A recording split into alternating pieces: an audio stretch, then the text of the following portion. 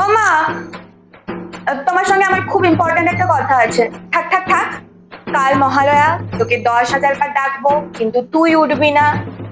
তারপর ঠিক মহিষাসুর বধ হওয়ার 1 ঘন্টা পর ঘুম থেকে উঠবি, উঠে বলবি ইস, এবারের মহালয়াটাও না মিস হয়ে গেল।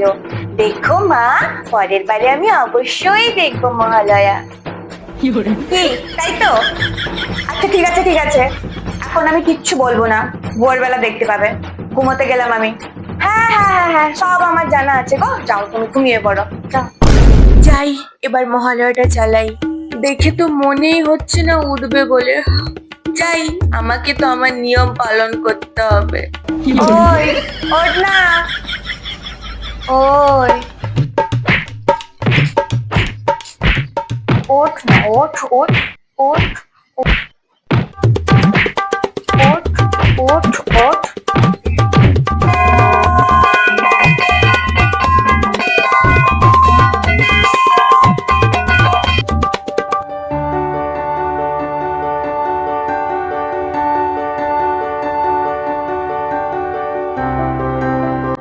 তুই ঘুমা, ঘুমা, আজকে তুই কত ঘুমাবি।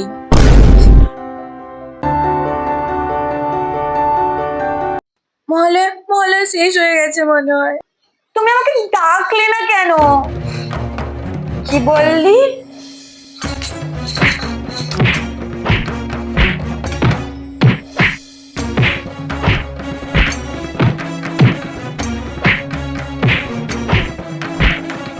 কি